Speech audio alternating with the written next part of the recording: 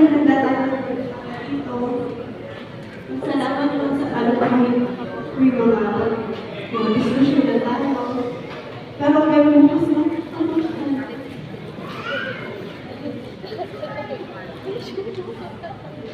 Thank you. Nabawi ko lahat ng mga nakita ko sakripisyo na sa pamilya. Nabawi ko lahat ng pagmamahal na pinahal sa mga kapatid ko sa akin.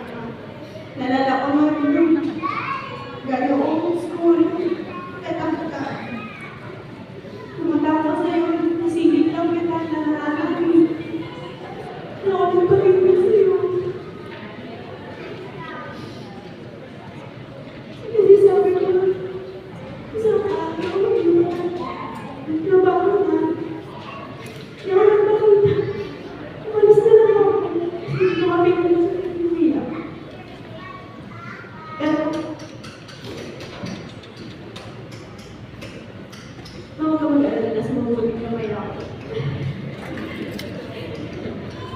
Malawan kita. Isang oras na lang ang natin. Wala ko ako magbahan. Sa kahit araw-araw, diba? Pumunta ka. Ayaw na niya. Pero alaw-ala ka kita pa. Girl mo, parang yung mga supporta mo sa akin, yung mga jokes natin sa'yo mo nakuha yun. Kaya, sa'yo ko naman yung mga jokes natin. Kung natingin pa lang, nagkaintindihan na tayo. Kaya, thank you pa. Thank you sa supporta mo na umpisa. Kahit tahimik ka, alam ko, minsan tahimik, pero naiintindihan ko. Kasi, mas pinipili mo din namin na maging payapa ang pamilya. But, mahal kita, hindi ko lagi sinasabi sa iyo. Pero, para sa iyo, yung ginagawa ko. Mahal kita.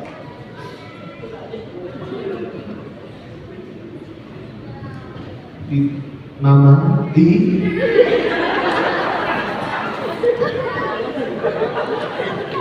Mama, Papa, okay lang? Hindi sila makatanggay sila sa likod. Mama, Papa.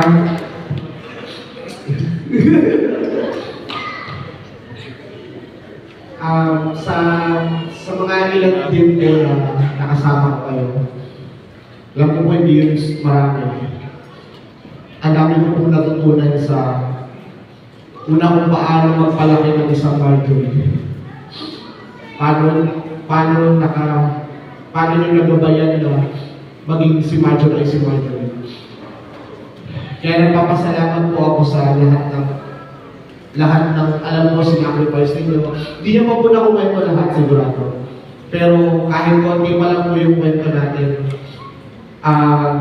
marami pa po tayong panahon na makikinig po ulit ako sa inyo at matututo sa mga kwento po ninyo. At sana po, po nyo po pagdamot pa, no, na yung mga natatago nyo pa po dyan na hindi nakabulit po. Sa araw po na to, hindi po kayo nawala ng anak. Gusto kong malaman nyo na dagdagan po kayo ng anak sa akin. Maraming salamat po, Panginoon.